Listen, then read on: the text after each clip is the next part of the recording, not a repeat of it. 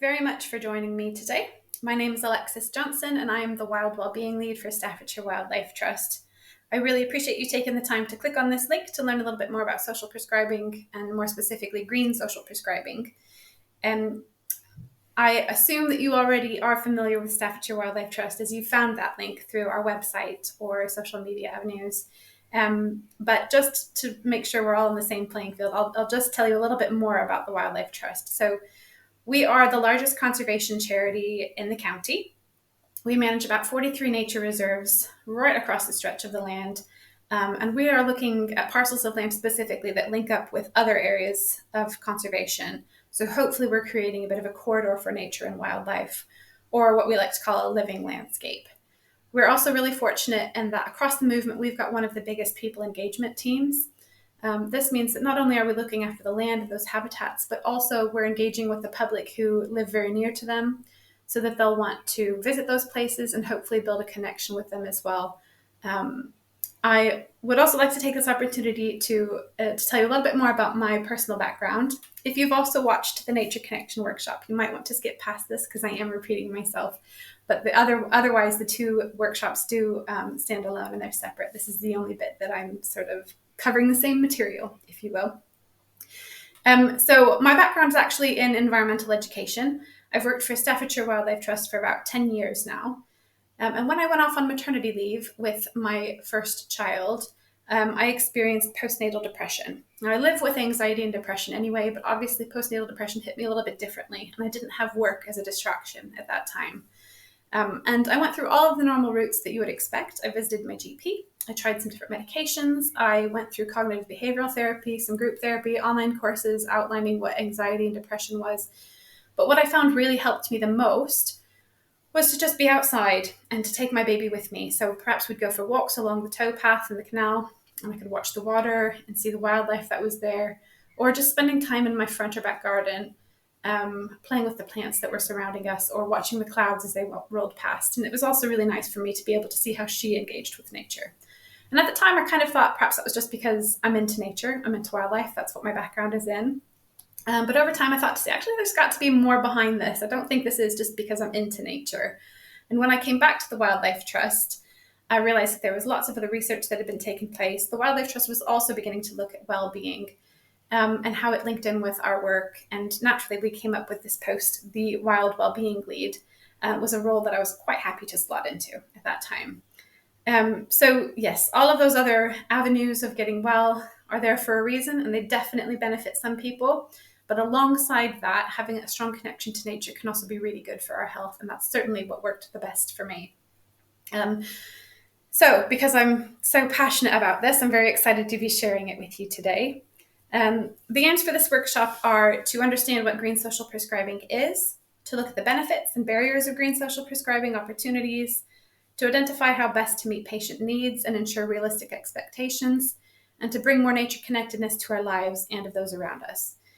Now, some of the terminology I use does occasionally talk about patient needs and service users, but anyone can be a social prescriber in my eyes. I think if you regularly see someone, if you are someone who works in a corner shop and you see someone on a daily basis coming in to pick up their newspaper, or perhaps you work in a library and you get to see those patrons on a weekly basis, or even if you just are aware of friends and family that are struggling with mental health or could be a little bit more physically active, you could be a social prescriber, and that you're suggesting to those friends and families and contacts that they engage in a little bit more social activity, and perhaps some of this social activity could take place outdoors. Much of these slides are based on a presentation that was provided by the Sheffield and Rotherham Wildlife Trust, so I want to make sure they get full credit for that. Do take a look at their website and what resources they've got available on there as well, because it's different to ours. Now, typically, at this point in a presentation, I would stop and we'd be able to introduce one another, introduce ourselves, maybe give ourselves, share our backgrounds with everyone. Now, because this is pre-recorded, we can't do that, unfortunately, though I would love to meet you. So what we'll do instead is just reflect for a moment, remembering some time that you've spent outdoors in the last week or so. And then what we're going to do is share 3 good things you've noticed in nature. Obviously, you're not going to be able to share that with me. But even if you just have a think about those things, it's a chance to be a little bit optimistic and also a chance to reflect and notice more about nature. So I'll take a moment here to pause while you're thinking. Now, if I share 3 good things that I've noticed in nature this week, one would be the alliums coming up in my garden, which are part of the onion family, and they've got a big purple flower on the top like we sometimes see on chives, also in the same family. I have also, I think, seen some bats flying in and out at the top of my house. They could just be sparrows, but I've been noticing them around dusk, and I keep meaning to sort of sit out there at that time of day to see if I can catch a better glimpse. That's been really exciting, definitely a good thing I've noticed in nature. And finally, the hedge at the front of my house, we recently were able to lay, my spouse and I, and now that we've laid that hedge, it's growing in really well, which I've never laid that hedge before, so I'm really excited to see how that's coming and changing throughout the seasons. So those are my 3 good things that I've noticed in nature. Identifying 3 good things in nature or otherwise is a great way to encourage us to be more mindful and to notice our surroundings, like I said before, and it's an opportunity to be a little bit optimistic. Really great thing to bring in perhaps around the dinner table when you're sat there with your family or your friends, particularly if you need a bit of a boost. That's a really good thing. It doesn't have to be in nature either. It could be somewhere else. But for the purpose of this course, that's what we're focusing on. So let's define green social prescribing. This definition has come from the NHS website. They define it as the practice of supporting people to engage in nature-based interventions and activities to improve their mental and physical health.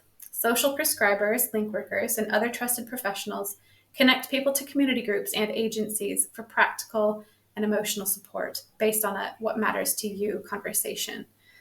Their website goes on to explain that it includes both green activities, like the ones we'll be talking about today, but also blue activities. So you can imagine those are water-based activities. We're a landlocked county here in Staffordshire, so I won't be diving into many of those, no pun intended. But of course, there are opportunities for blue social prescribing as well, just a little bit fewer to access. But this type of activity might include local walking schemes or community gardening projects, conservation volunteering, like similar to what we offer at the Wildlife Trust, green gyms, open water swimming, arts, cultural activities. There's lots of different types of activities that are classed as green social prescribing. Now, unfortunately, I'm not able to share videos as this is a pre-recorded session, but I highly recommend you take the time to open another tab on your browser and go to YouTube and type in this potted history at the Centre for Wildlife with London Wildlife Trust. That's who has produced this video. It's a really nice example of an urban environment that is doing some raised beds, some type of allotment growing, and you get to hear those individuals' perception of that work and how it's helped them. Excuse me. So reconnecting with nature can, of course, boost our mood, can bring meaning to our lives. So I wanted to talk a little bit more about nature connection. And the other workshop that we've recorded, which is all about nature connection, we cover what impact having that strong connection to nature can have on our well-being and our behaviors. In a nutshell, it's just someone's personal, meaningful relationship with nature. So it's about experiences and relationships rather than knowledge and learning. You don't need to know the name of every bird that flies past your window or that you can hear singing. You don't need to be able to identify every plant that's growing in your garden or in a park nearby. It's more just about noticing those things and perhaps applying some meaning to them as well. So this is nature connection. Well-being is feeling good and functioning well. People who connect with nature every day are more active and more mentally resilient. They're less lonely. They've got better all-around health. The natural world is the foundation of the health and well-being of us all. We are part of nature. We're not separate to it. We are animals at the end of the day. And access to wildlife-rich places benefits both physical and mental health, and it's all-inclusive. Anyone can access nature, whether that's just watching it out your window or growing a plant or running through a meadow, right? It can be accessed by absolutely anyone. So I've mentioned nature connection and well-being. What I also want to mention is a connection to place. So it's this everyday nature that we're more likely to notice and to develop a personal connection to, rather than the exotic or the far away. So that wildlife you're walking by, maybe it's weeds growing up in the pavement, maybe it's some lichen growing on the bus stop, right? Just something on your everyday walk to your car or to the bus stop or to wherever you're cycling. It doesn't need to be somewhere that you've made a special trip to go and see. Everyday nature is the type that we're more likely to really build a good relationship with. And access to natural spaces is unequal, and therefore so are the health benefits. Whilst it's accessible to everyone, it's not always accessible to everyone, in that some of us have more nature on our doorstep than others. Some of us live in big houses with beautiful gardens. Some of us live in flats that only have a window box or nothing at all.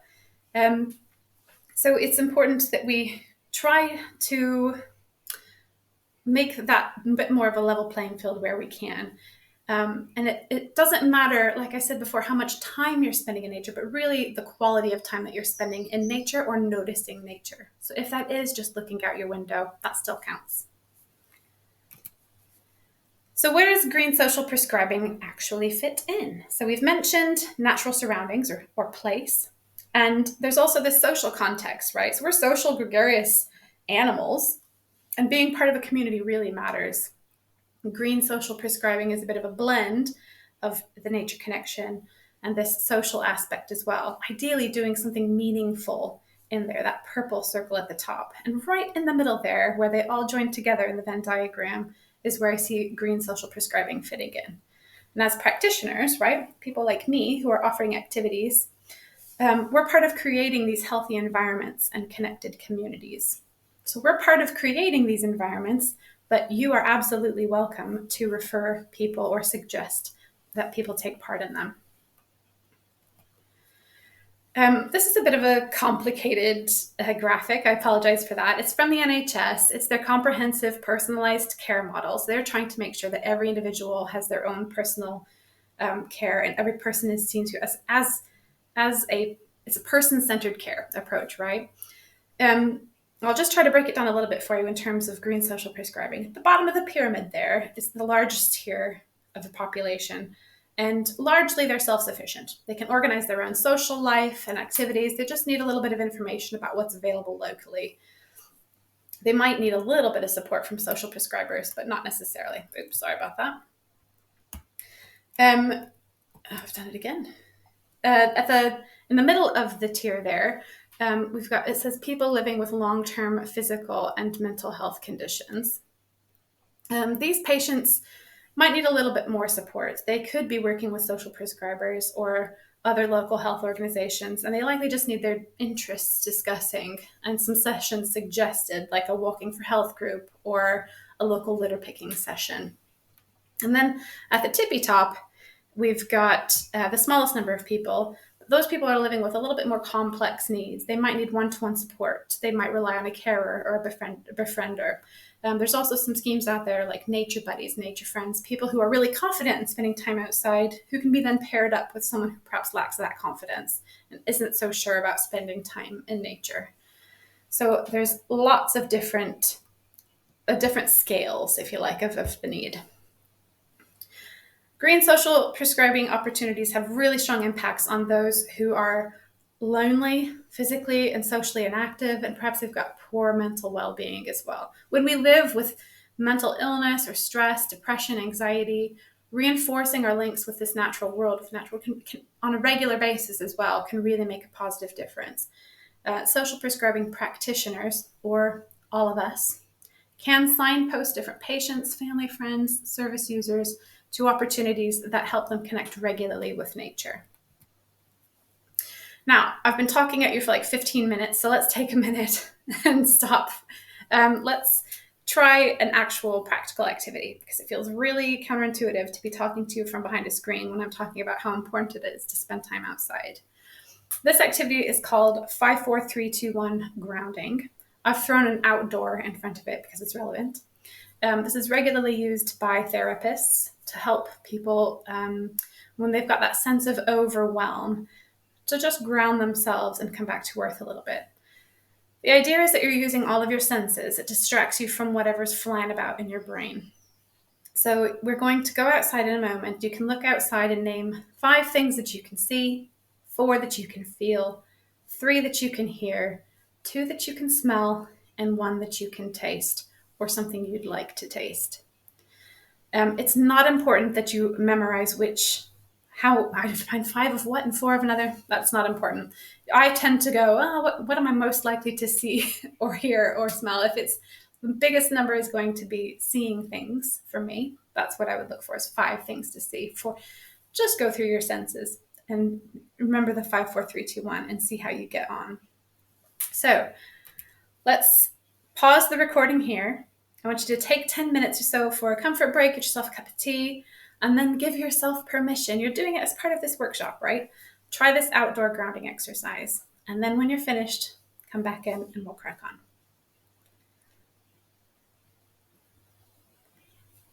Okay, so hopefully you've come back feeling a little bit refreshed. You've noticed your surroundings a little bit more, perhaps cleared your mind, and perhaps got rid of some of those worries that were fluttering about. I do find some things are much easier than others. So it's much easier for me to see things, but than touch, for example. Unless I'm physically touching things, I forget that my whole body has the sense of touch. I can feel my shirt on my back. I can feel my trousers against my legs. I might feel the breeze on my face. So it's not just using our hands. We can use the rest of our body as well.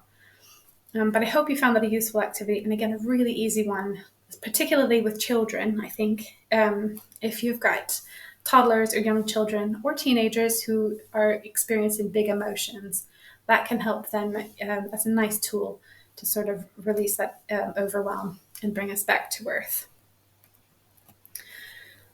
Let's move on then to identifying and overcoming barriers. So what might we see as a barrier to getting outside for our health? It might be real or it might be perceived. So for example, it might be that you legitimately cannot afford a bus pass that's going to take you somewhere that's got a natural space. It might be that you don't have the right equipment or clothing. You don't have sturdy shoes that aren't going to get ruined if you get into a bit of rain or mud. It might be that you use a wheelchair and you can't get past a stile when you're using trails. There's lots of different barriers there. Those are very real ones. The perceived ones might be, it's not safe to be outside. Well, there's no natural predators to us in the UK,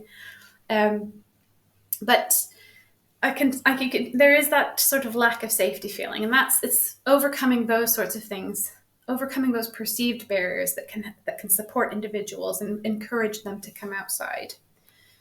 I've got a few more suggestions here. So toilets, maybe you're at a stage in your life where you regularly need the loo. And if you aren't sure if there's going to be a loo available, you're not going to want to go out. Benches, maybe you need to sit down on a regular basis. Maybe you want to know that there's a shelter available because you haven't got a raincoat and you want to be able to take cover if you need it from the elements. Is there going to be a cafe there? Knowing where all of the nearest facilities are is going to be crucial for us as practitioners, sharing with patients before they even, or anyone, participants, before they even attend the session. They're going to be a lot more comfortable if they know what to expect.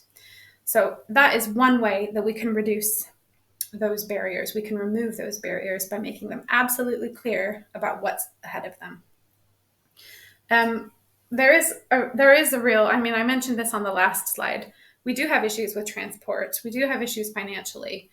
And we don't want to set people up to fail. We need to have a realistic provision that we can refer or suggest, recommend individuals to.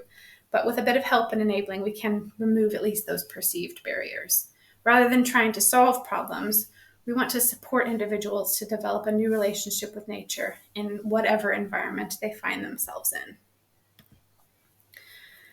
Done well, green social prescribing can help people to boost their own personal sense of well-being, but done poorly, it can undermine our natural motivation to connect with nature. No one likes to be told that this is what you need to do. It's good for you. Ugh, it makes my skin crawl just thinking about that. I hate being told what to do. And if I'm told what to do, I'm going to really dig my heels in and not want to do it. So rather than that, we're just gently trying to guide people into this direction. We know that there is a need for safe, complementary approaches with a low risk of side effects. being outside has absolutely zero negative side effects. There's research to back it up. Being outside and spending time outdoors for your health has no negative side effects. So there's that, again, might be just a perceived barrier. So nature is key to our well-being as a society. As I already mentioned, we are part of nature, but it's not a cure-all. Referring the person to the right sort of opportunity is so important. And over time, it might build the individual's resilience and confidence and allow them to cope better with their health concern. So for example, I mentioned before that I've got anxiety and depression. I will always live with anxiety and depression. And I know that whilst going outdoors will help me to cope with some of those, some of that condition, it's not going to make it go away. It's not going to totally remove it. But I know that, so I've got the right expectation. I still know that it feels good for me to be outside, but I know that it's not just going to go away, this health concern. Meeting the needs of individuals then. So what matters to them? So this is sort of a step-by-step. We need to find out what matters to each individual. We need to find out what their starting point for nature connection is. We need to determine what's out there locally in the county or in the city, and what's there hyper-locally as well. So what is on my street? What community groups are working really closely to me? Are there any specific green prescribing activities that would fit? So we're finding out what matters to the person and what their starting point is, what's available locally and hyper-locally, and seeing if we can put those two things together. There's a huge variety of human needs, and it's not going to be solved by simplistic attempts to make people do what's good for them.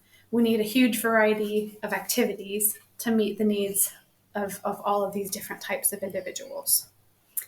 Now I really like videos because I think they're great for visual learners particularly. I like to throw videos in. As I said before, unfortunately, I can't play that in this pre-recorded session. But what I would again suggest that you do is open another tab and search for the National Academy of Social Prescribing, or NASP, and type in green social prescribing or Nordic walking. And that should bring you up to this video. It's just a really nice case study that took place in Bristol. And it is about physical activity if you're not familiar with Nordic walking, so you can kind of get a better idea of what that is as well, and how it's benefited the people who live there. The second video I would like to share with you is one that the NHS has produced with Derbyshire Wildlife Trust and their partners as part of this Green Spring project. It's a little bit different in that it's taking place in Derbyshire and not Bristol, a built-up area. But on the whole, it's the same. It's just a couple different examples of how green social prescribing can help individuals, because we hear from both the participants as well as the providers, and it gives you a better understanding of what types of activities I'm talking about. So do give that one a search as well. Putting nature connection into practice then. So if we don't ourselves feel connected to nature, it's going to feel false or forced if we're encouraging others to do so. It'll feel pretty hypocritical. So it is important to try to build practice into our own lives and settings as well. I've got a few examples or suggestions. These are some ways to practice what we preach, right? So I've already shared with you the 3 good things in nature activity and the outdoor 5, 4, 3, 2, 1 groundings session. So I think, again, those are really easy to just talk about at the dinner table, talk about with children, family, friends, any age. You can also create micro moments of joy or beauty or compassion when you're speaking to people. Again, the terminology here says patience and contacts in anyone. Can you bring the natural world inside? So you might want to bring some flowers inside from your garden, or it can just be like a hedge, a bit of a hedge bouquet as well, something you've picked up from some public spaces.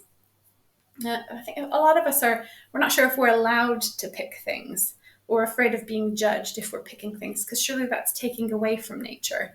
But if we are responsible and we are trying to encourage connection to nature and share that beauty with others, I think the risk-benefit analysis would say that it balances, in my opinion. You might have a couple of interesting natural objects or art or accessories on your desk or in your place of work at home.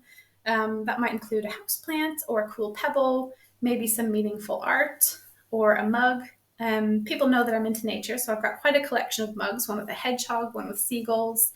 I've got a stone that sits in my windowsill. It has personal meaning to me because I can remember where I found it and why I was looking for a stone on that particular day. But all of those things are really nice conversation starters. So remember, we were talking about finding out where the person is. Are they really confident in spending time outside, or are they not so sure? And again, I think this feels like we don't want to, of course, they're into nature. Everyone's into nature. It's like breathing. That's easy for us to think about. But actually, someone might say, oh no, I hate nature. I hate being outside. But when you talk about it, they'll have some really nice memories of when they were a child spending time outside playing.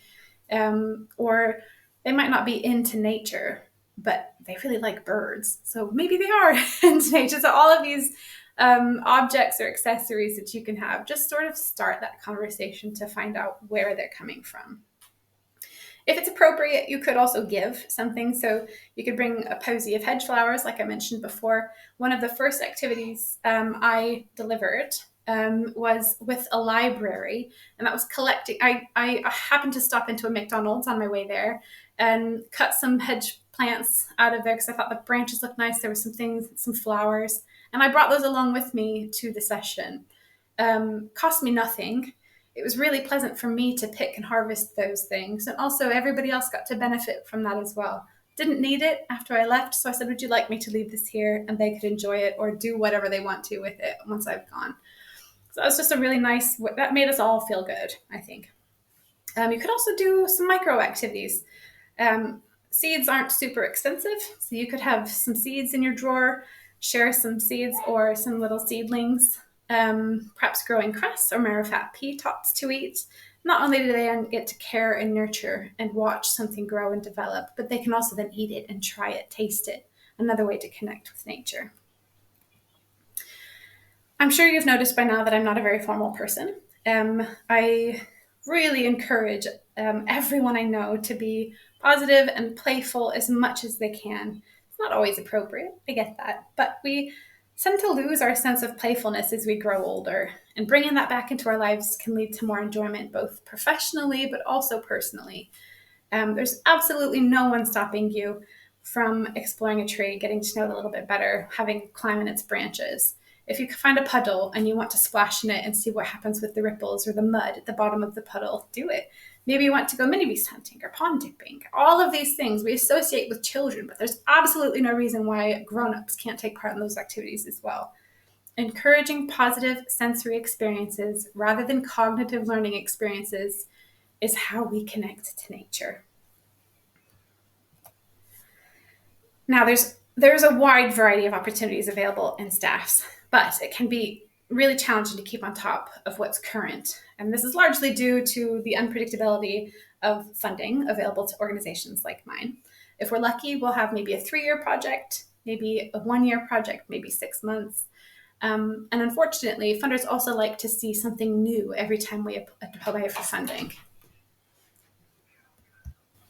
But having said this, there is still lots taking place. If you catch them at the right moment, it's definitely worth looking into. Do keep in touch with organizations like VAST and Support Staffordshire. Both of those are present here in staffs.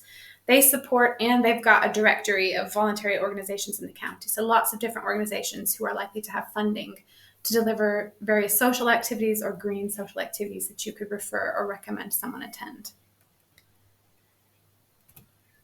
So where to go from here? To supplement what you've learned about green social prescribing, you can also learn more about Nature Connection through that other recording online that I mentioned earlier. I introduce myself in the same way because it's also relevant to that course, but otherwise they are standalone courses, and there's different information that's shared there. And finally, please tell us how we can help. Staff's Wildlife Trust wants to know what else we can do to support GP surgeries and hospitals and link workers. Those people are working with all of us on a regular basis. They're trying to help us and make us feel better. We want to help them help us, okay? So pass on the thoughts and the opinions, your own thoughts and opinions, or those of the people you work with in your communities. That way we can help demonstrate a need in our areas. That will help us to secure funding, but it'll also allow us to sort of provide a better quality offer and help more people. And that is absolutely everything. I've whizzed through that. I hope you've enjoyed it and you've gotten something from it. It was a worthwhile use of your time. If you do want to get in touch with us, you're welcome to. This email address will direct you to our people engagement team at Staff's Wildlife Trust. It's getwild@staffs-wildlife.org.uk. In the meantime, thanks again so much for taking the time to listen to me rattle on. And I wish you all the best. Take care.